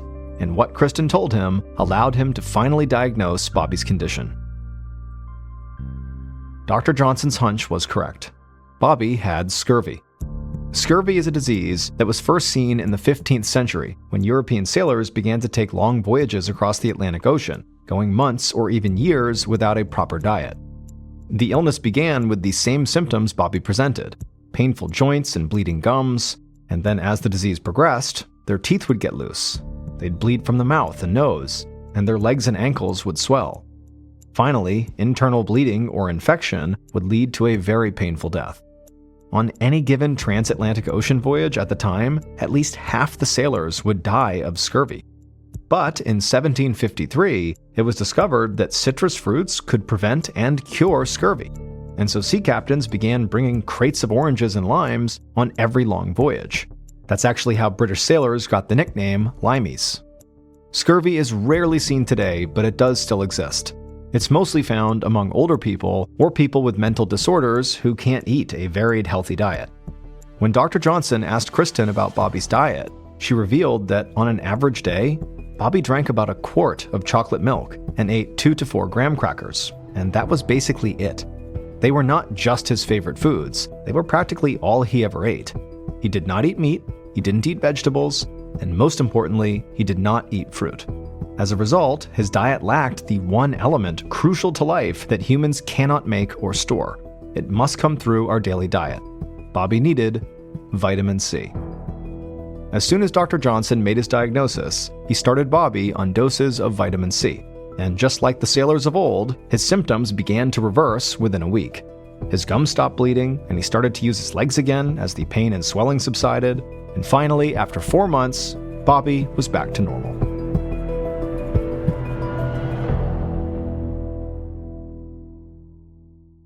A little after noon on Valentine's Day 1998, a married couple named Steve and Kim Rico held hands as they walked towards their car.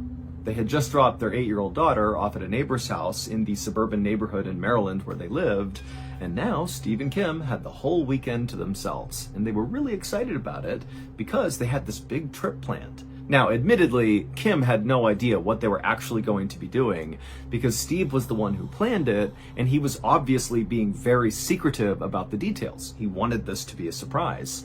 And so for weeks leading up to this weekend, Kim would see Steve on the phone all the time, presumably planning whatever it is they were going to be doing, but he wouldn't let Kim hear what he was saying on the phone. He would kind of muffle his voice, or he'd hang up before she could come over and hear him. And then also after these secretive phone calls, Kim would often see Steve writing all these notes down in his journal, presumably about whatever it was he was planning. The only details Steve shared with Kim about this trip was, make sure you wear something nice.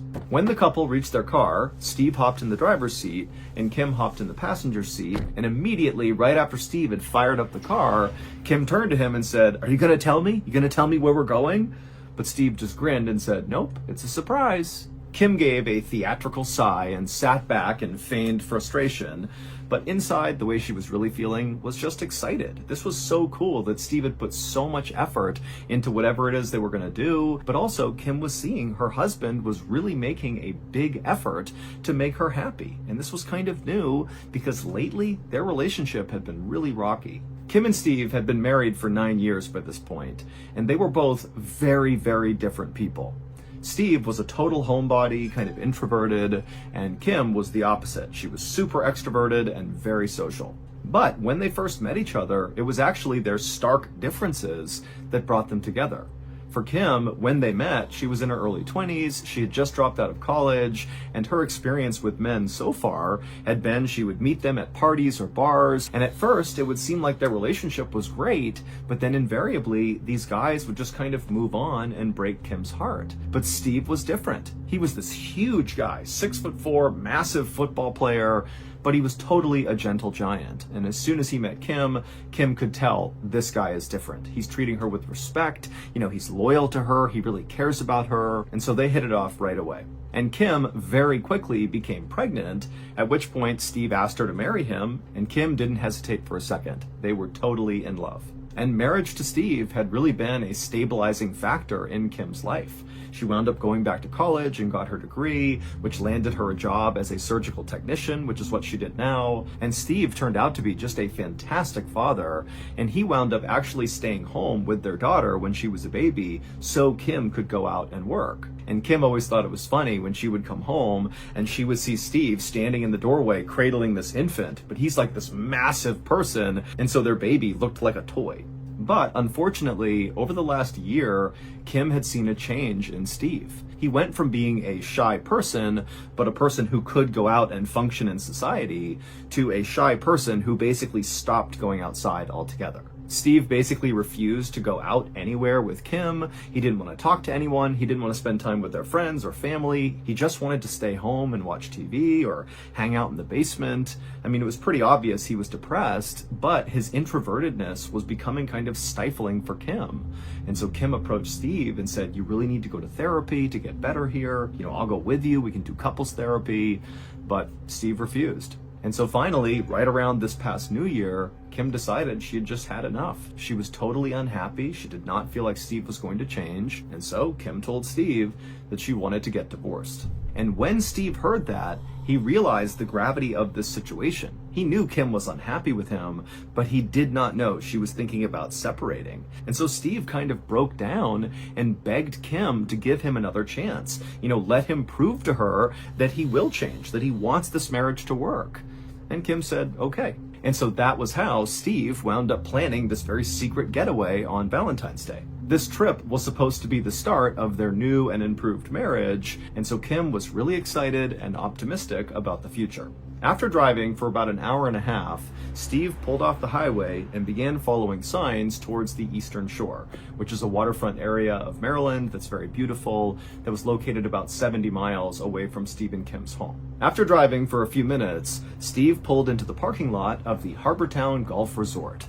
And as soon as he pulled into a spot and turned off the car, he clapped his hands and turned to Kim and said, "Okay, we're here." And Kim looked from her husband out to all the perfectly manicured grounds and the beautiful resort, and she smiled and leapt out of the car excitedly. Kim and Steve took each other's hands and marched inside to check in, and as they were checking in, the person behind the desk gave them glasses of champagne, and then after handing Kim and Steve their key cards, the receptionist told them that their cottage where they were staying was like the nicest property at the resort. Kim and Steve were totally pumped. They took their champagne and their room keys, they walked back to their car, and then drove a little ways deeper into the resort to their cottage. It was cottage 506, and it looked out over the water. And when they went inside, Kim was totally wowed. It was this rustic suite with a wood fire stove in the middle and 2 queen-size beds and a little coffee table area for breakfast over here.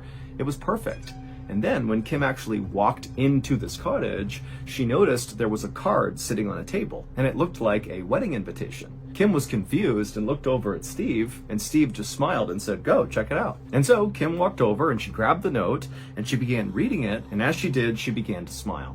The card really was a wedding invitation, albeit it was for a fake wedding, because it would turn out this was not just a random overnight that Steve had planned for both of them. Instead, he had purchased a romantic getaway package, which included this amazing cottage, but also a professional dinner theater performance that would be held on the resort grounds. Kim read the description of the dinner theater show on this invitation. It was a murder mystery called The Bride Who Cried, where the actors in the show would put on a whole fake wedding, and then at the end of the wedding, somebody would get killed, and the audience would need to figure out who did it. For an extrovert like Kim, an activity like this was perfect. And so Kim felt totally touched that clearly Steve had heard her, and the first thing he did to kind of win her back was to begin to do the things that Kim really wanted to do, which was really going out and having fun. And so after Kim finished reading the card, she turned and looked over at Steve, and Steve was kind of nervous because he wasn't sure if Kim was going to like it. And Kim, she broke into this huge smile. She walked over to Steve and gave him a big hug. And Steve, he was so happy, and he hugged her real tight right back.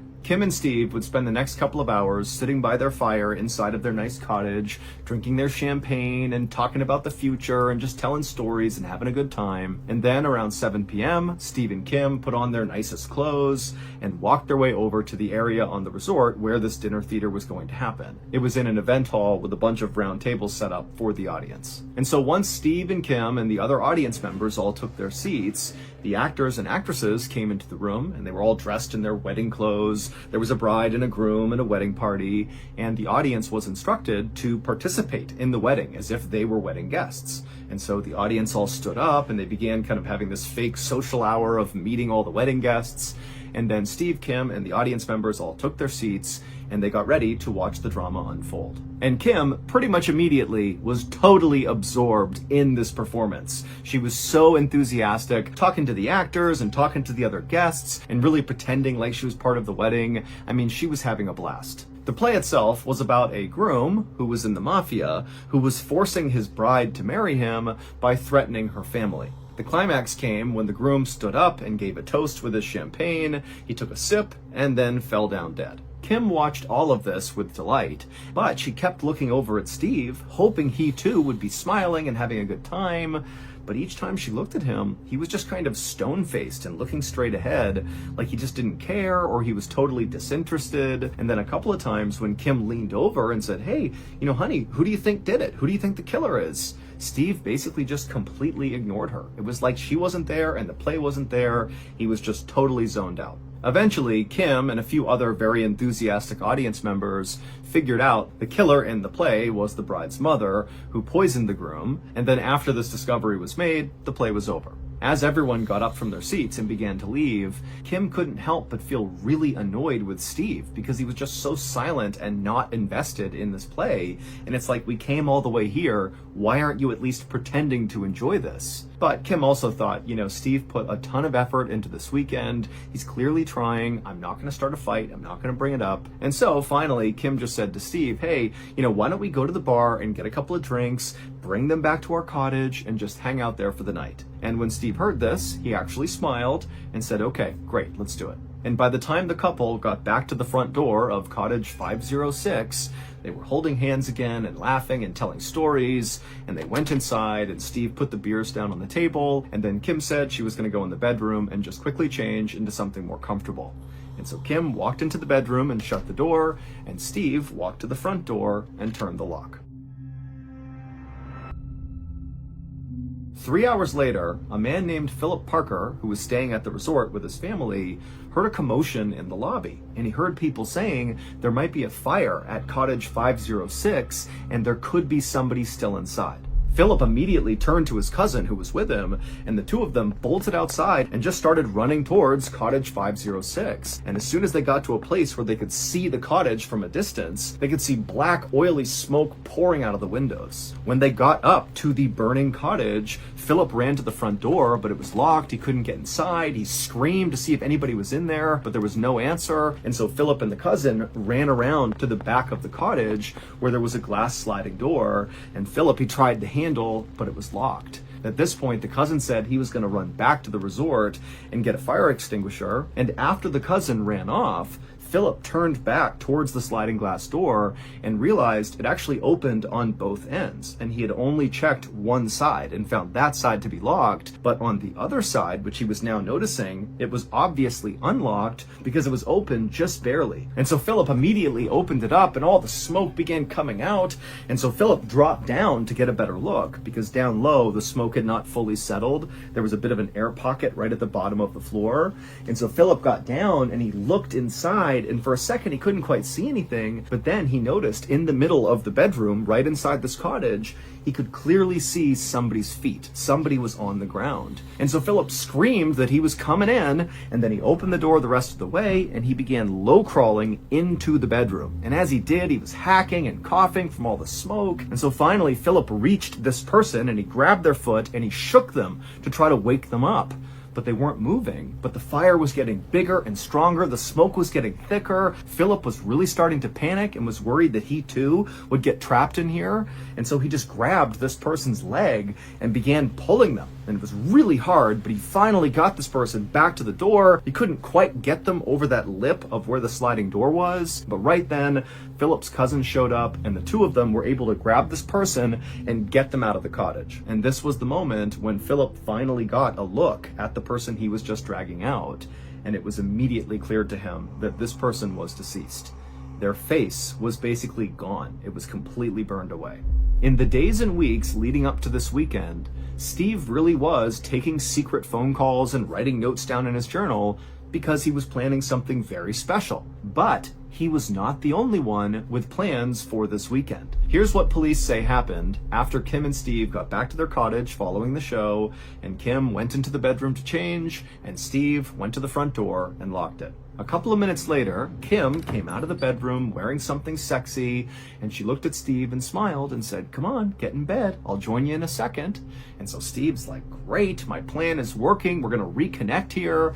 He climbed in bed and he laid down, and Kim, she walked over and got something out of her bag, and then she walked back over to the bed and she pulled out a syringe and she stabbed it into Steve before he could do anything, and she injected him with something called succinylcholine. Kim had access to this drug from her job as a surgical tech. Succinylcholine is used to relax people's muscles during surgery, but if you give someone too big a dose, it can stop their breathing. And this drug works pretty much instantly, which means Steve would have seen his wife stab him with that syringe, but then instantly he would have been totally paralyzed, but fully awake and fully alive. And so as he was laying there, he would have seen his wife put the syringe down and then grabbed lighter fluid and then walked over to him and calmly poured the lighter fluid all over Steve's face and chest.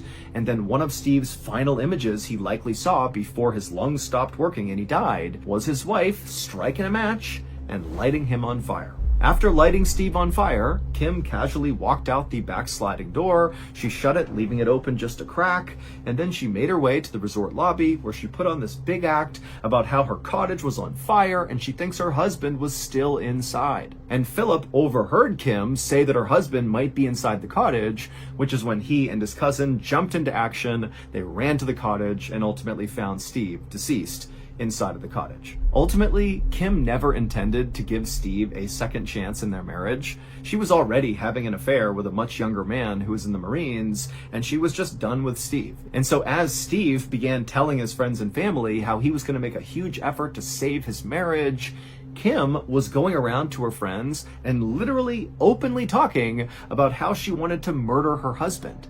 But nobody took her seriously. They thought she was just kind of venting and being kind of dramatic. But as soon as the news broke that Steve had died in this fire and Kim had not, people rushed to the police to tell them, pretty sure Kim had something to do with this. Kim was convicted of her husband's murder, and she was sentenced to life in prison. It would turn out the primary reason why Steve was so secretive before going on this trip was he really wanted it to be this unbelievably special, romantic, kind of like recreation of the couple's first date. And so what he was doing is he was calling all of Kim's friends and family members and asking them questions about things Kim liked because he wanted to incorporate all of her interests in this trip. And then after these calls, when Steve was writing in his journal, that was not just writing down like logistics of the trip. He was also writing down how much he loved Kim and how excited he was for their future and what they would build together as a family. I mean, Steve really believed they were on a path to reconciliation, but of course, that just was not the case. 33-year-old Nicola Raybon was a nurse who also studied criminology in college. In January of 2012, she was thrilled to move into a new house in Lancashire with her partner John and her 2 kids. And then later that month, she and her family flew out to the Caribbean island of Antigua to attend her father's second marriage. And while she was excited for her father, she was mostly just excited about the pampering she was going to get from the 5-star hotel she was staying in. On the first night they arrived, Nicola went down to the bar to have a couple drinks with her friends. Now, Nicola was not known for being a big drinker or partier. In fact, she was more well known for her work with different charities and for being a really dedicated mother. In fact, one time, after her children were named mascots for a local soccer team, Nicola apparently lost sleep. She was so excited for them. After Nicola had a few drinks, her friends said they were going to leave and go to a restaurant to grab some dinner, and they asked her if she wanted to come. And Nicola declined, and she said, you know what, I'd rather just go watch the sunset up on the beach. You guys have a good time. After her friends left, Nicola walked up the steps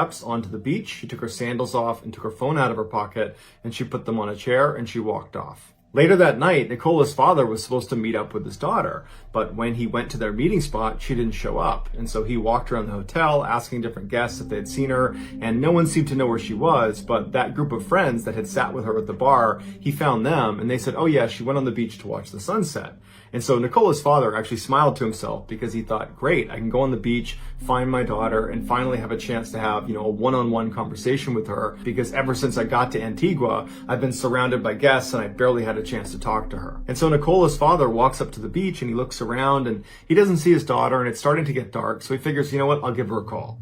And so he calls his daughter and she doesn't pick up. And he thinks, okay, she probably just isn't looking at her phone. After that, he called Nicola's partner, John, and he picked up and he said, no, I haven't seen her. The last I heard, I thought she was going to the beach. That's what her friend said.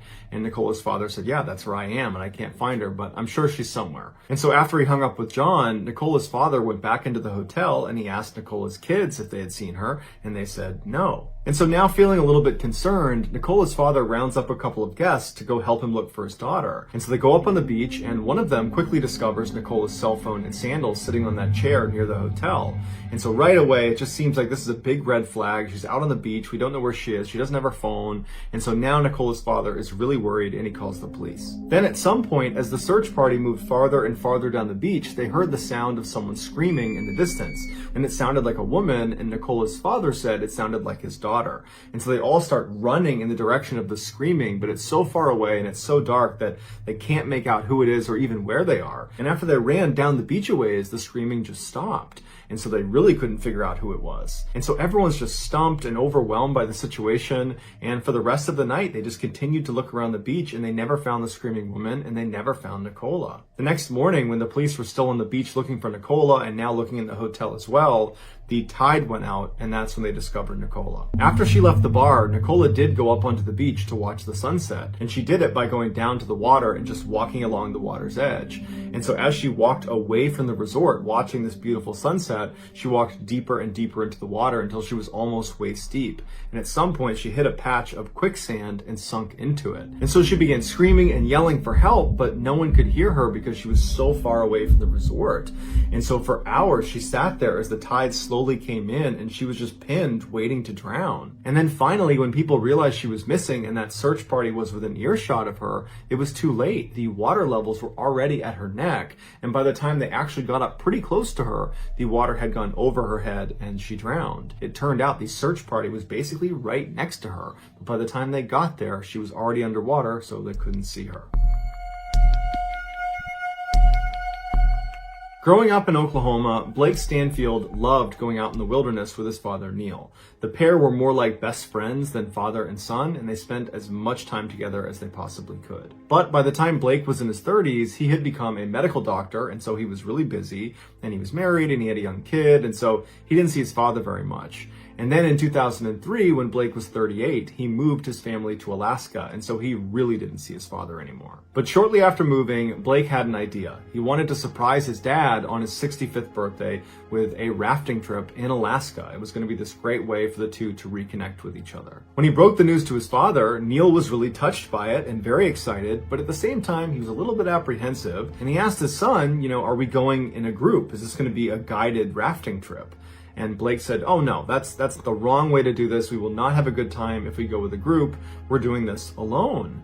And so Neil said, well, isn't that a little bit risky, just the two of us out in the middle of Alaska? And Blake said, don't worry, I've picked a river that by Alaskan standards is considered leisurely, so we'll be just fine. Neil was still hesitant about it, but the two of them were very competent outdoorsmen, and so ultimately he just went along with it. So later that year, in early July, Blake and Neil took a float plane out to the gates of the Arctic National Park in Alaska. This park is totally beautiful, but it's also very dangerous because it's full of grizzly bears and wolves, and it's also very remote. There's no people anywhere near this park. It's basically untouched wilderness. Adding to the isolation and danger, Blake and Neil did not have their cell phones or a radio. It was Blake's idea. He said it would be a good idea for us to just totally disconnect and just spend quality time together. And then also Blake had chosen a starting point on this river that was situated basically right in the middle of the park, which meant it was 60 miles away from the nearest human settlement. So after they got dropped off by this float plane and then the captain of that plane took off again, Blake and Neil loaded their stuff into their raft and then they hopped in and they started cruising down this river. At first, their trip was awesome. The weather was perfect, the landscape was beautiful, the water was totally calm, and Neil, he might have had reservations about the safety of this trip, but quickly he was overcome with just how peaceful it was and how wonderful it was to be with just his son out on the open water. And in fact, Blake had intentionally booked this trip 2 weeks before the start of the official rafting season in Alaska, which meant really there was nobody else in the water. It was just those two. And they thought, wow, what luck.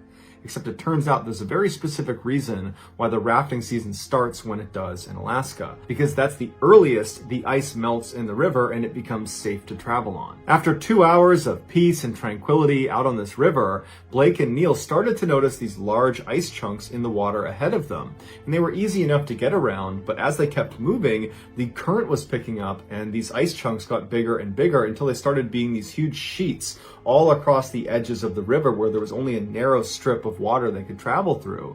And at some point, Neil asked Blake if it would be a good idea to just pull the raft over to the side of the river and get out and reassess the situation and see if we've reached an anomaly in the river where just this section is frozen, or if this is going to continue for a lot farther, and if so, we need to make alternative plans here. But Blake was not having it. He was stubborn, he wanted to keep going, and he was convinced he could maneuver the boat around the ice. And he said, let's just keep going a little bit farther. And so when they went a little bit farther, they reached a point where the current was so strong that they could no longer get out of the river. They had to ride it like a rapid until it stopped. And so as the father and son are fighting with each other about not having gotten out of the river while they still had a chance, they were not paying attention to what was in front of them, and they came around a corner and there was this huge ice shelf that was right across the whole river that basically blocked the whole path. And they turned at the last second. They couldn't do anything either way, but the nose of the raft went directly under the ice shelf and it flipped the raft onto its side, dumping Neil and Blake into frigid Alaskan waters underneath the ice shelf. And Blake would later say that he really believed that this was it. He didn't know how far this ice shelf was going to go on for, and so he assumed, I'm about to drown. But they managed to hit this air pocket inside of this ice shelf. The ice basically formed up at a bow, and they both happened to pop up into it, and they gripped onto the ice. And they're looking at each other, and they have no idea how long this ice shelf continues, but the current is pulling them, and they know it's just a matter of time before they get sucked under and go back under the ice. And so they look at each other, and they don't really know what to say, but it's kind of obvious that they think they're about to drown. And then at some point, Neil gets sucked under and swept away, and then Blake follows shortly after. And then fortunately, they only tumbled along for about 10 or 15 more feet before they popped up again. But much like the boat that could not paddle out of the river because of how strong the current was, Blake and Neil could not get out of the river in time before they hit yet another ice shelf. And the next ice shelf was much longer than the first. And so they knew it was going to happen. They grabbed onto the ice shelf and they're holding on and they're trying to pull themselves back out, but the current's too strong. And at some point they each had to take a big breath and then let go and got pulled directly under the ice. And so the whole time they're pressing their face up against the underside of this ice in hopes they find an air pocket, but they don't. And so the whole time they're just desperately looking for air and they're bumping into the underside of the ice. They have no idea how long it's going to go on for. And so after what felt like an eternity, Blake finally gets shot out the backside of this huge ice shelf. And he's still in the river, but there's no more ice shelves in front of him, and the current had slowed down a little bit, so he was able to make his way to the edge and get out of the water. And he turned to face the water, and his dad was nowhere to be found. And so Blake turns, and he doesn't see his father coming out of the ice. He doesn't know if he's still under, if he came out again. And so he turns and runs downstream in hopes that he might have come out already. And sure enough, he found his dad clutching a rock in the middle of this river farther up. His head was badly bleeding, but he was alive. And so Blake grabbed a stick and was able to bring his father back into shore. Even though they had survived being pulled under the ice, they now had no equipment, no gear, no food, no water, no anything, because it was pulled under the water, and they were soaking wet and becoming hypothermic, and they're in the middle of nowhere with no one nearby to help them, and no one's expecting them for a week, and no planes are going to be in the area for 2 weeks. Fortunately, Blake had a lighter in his pocket that worked, and so they were able to start a fire and stay warm, and they were able to scare away grizzly bears and wolves. Blake finally walked away from their campsite, which was up on a mountain, and he went down to this river where he was able to flag down a float plane that was not even scheduled to be in the area. It was just totally random, and they saw Blake, they came back, they picked him up, and both men were just fine. They did say that even though the trip was a complete disaster and nearly killed both of them, it did reconnect them in a way that few things could, and their relationship is good as ever. But they both say they will never go rafting again. On July 10th, 1941, a brand new British submarine was commissioned called HMS Umpire. 9 days later, on July 19th, the submarine and her crew were told to meet up with a convoy moving north along the Medway River in England and make their way to Scotland. So Umpire joined up with the convoy, but then they started having engine problems that night, and they began drifting back behind the convoy until they were basically not in the convoy anymore at all. During this time, the commander of the submarine was up in the bridge, which is the area that controls the submarine when it's above surface, just above the wing. The captain of the Umpire was concerned this convoy would not see them when they came through because they were a submarine, so they're sitting low in the water and they're already all dark. They have no lights on the outside on purpose because this was during World War II and they didn't want German ships or planes to spot them. And because of their engine problems, they had drifted away from their convoy, which would have been protection. So the captain decides to deviate from their course to get the submarine clearly out of the way of this convoy. And so when he started turning the submarine, the steering broke, leaving the submarine now turned so its entire side is now facing this convoy, and they were still drifting directly towards this convoy. And so sure enough, before the captain could do anything, one of the larger ships struck the side of the submarine, immediately flooding their forward torpedo room. And for a brief second, the submarine and the ship were kind of mangled together, and then it slipped off the ship and it sunk all the way to the bottom, 18 meters down. The captain, along with the other 3 men that were up on the bridge with him when they were struck, they managed to leap out at the last second and were treading water when this all happened. As for the other 34 crew members, they were stuck inside when it sunk. A number of the crew had been sleeping at the time of the crash, and so all they felt was this crash, the power goes out, they leap out of their beds, and they're landing in waist-deep water, and they're running out into the halls kind of fumbling around because they can't see anything, and all they can hear is the sound of water pouring inside of their submarine. And so these sailors had gone through all sorts of drills to prepare for this type of scenario where, power's out and you're sinking, and so they know by touch how to get to the one area that has an escape hatch, which is the engine room. And after 20 of them got inside the engine room, the water levels in the hallway were getting so high that it was spilling into that room, and it was getting to the point where if they didn't seal the door, they were going to flood this one room that was their only chance of survival. And so they had to make the heartbreaking decision to lock and seal that door, meaning the 14 other sailors on the other side, if they hadn't already died, were now condemned. But for the 20 men who now were going to be able to use this escape hatch, there was no guarantee that would work, because to use the escape hatch on a submarine, you need to understand how it works. You can't just open a hatch on a submarine. It won't open. The pressure from the seawater presses down on it to where it literally cannot open. You might be able to open it a crack if you use a tool, but that's about it. In order to open the escape hatch, you need to use something called a lockout chamber. And so a lockout chamber is like this really tight claustrophobia-inducing thing that looks an awful lot like a gas chamber, where you step through one hatch and you shut it and you seal it so it's watertight, and then above you is your escape hatch. But you can't open it until the pressure inside of the chamber has been equalized. And the way they do that is they flood the inside of the chamber the escapee is in. And so you're standing inside of this tight space, totally sealed in, and there's a control panel inside the chamber itself and also inside the sub, if you're lucky enough to have someone do that for you. You turn on the chamber, at which point water is dumped inside of this tight space you're in until it's completely full and you're holding your breath, at which point you've now equalized. The pressure inside the chamber is equal to that outside, and you can actually open the hatch. So the person inside on a breath hold undoes the hatch, opens it up, and then hopefully your swim isn't too far because you're already on a breath hold, and you swim to the surface. And during World War II, submariners were outfitted with a special piece of equipment if they ever needed to leave via the escape hatch,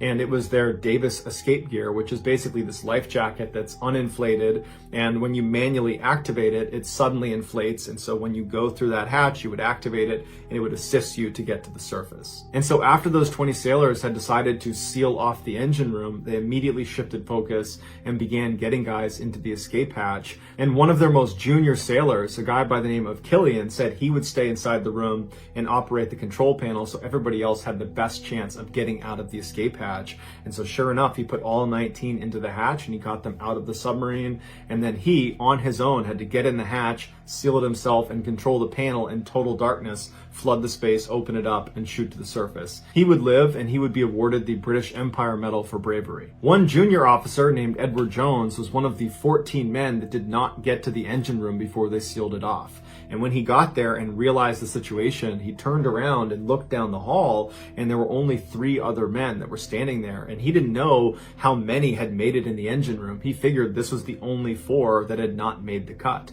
But in fact, there was actually 10 other people that were just stuck in various places inside of the submarine. But Jones decided he only had these guys in front of him, and so he said, "Hey, come with me, I have an idea." As Jones led them down this hallway, the water levels had risen up to their necks, and all these circuits on the walls were starting to spark all around them. And so Jones led them to the middle of the submarine, and then he turned and went up into the control room. And then from the control room, he went even farther up into what's called the conning tower. The conning tower is a submarine's main attack center. It's where you have those periscopes they look around in, and it also has the firing buttons for their torpedoes. It is not designed to be an escape hatch, because once you flood the conning tower, there's no control panel like there is on an escape hatch to drain the water that was used to equalize in order to open the hatch. So once the water's in, it's either you get to the surface or you drown. Also, in order to exit out of the conning tower, you need to go through this very narrow tube that goes straight up, and it's got a ladder through it that can barely fit one person climbing up, meaning the people at the bottom of the ladder will have to hold their breath a lot longer than the people at the top. So Jones and the other 3 sailors, they get to the conning tower and they seal the hatch at their feet, so blocking the hallway flood from coming into where they are. And they realize that even though they have to do this, there are no other alternatives here, that realistically 1 or 2 or more are going to die in the process of just trying to get out of the submarine. But it was all they could do, so they made peace with their decision. They climbed up and they opened the hatch just enough to let water come in, but quite a bit started coming in. The men wedged themselves as high up in the tunnel as they possibly could, but obviously not everybody could get all the way up to the hatch. And so 2 were down low, and Edward Jones and 1 other were up towards the top. And Jones would say that at first they were talking and praying, and then when they started feeling the water get closer and closer to their heads, they went silent. And then Jones remembers keeping his hand on the 1 man that was below him, and when his hand was wet, he knew the 2 men below him were completely submerged. And then the water came up to his face, covered his head, and at that point he opened it up and they swam out. Of the 4 men in the conning tower, only Edward Jones and the other guy who was high up in the tunnel with him made it to the surface. All told, only 14 of the 38 total crew survived the accident. So that's going to do it, guys. If you found the secret in today's episode...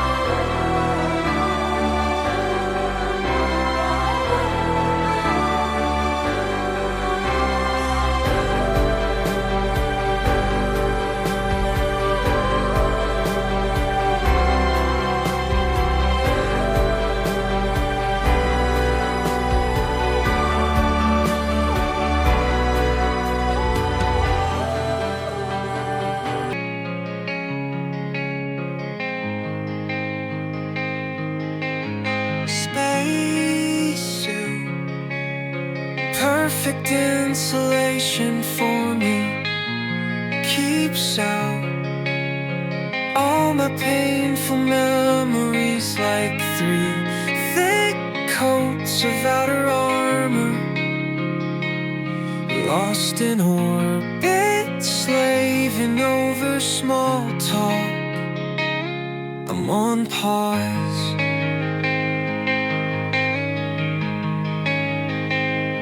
I'm on pause.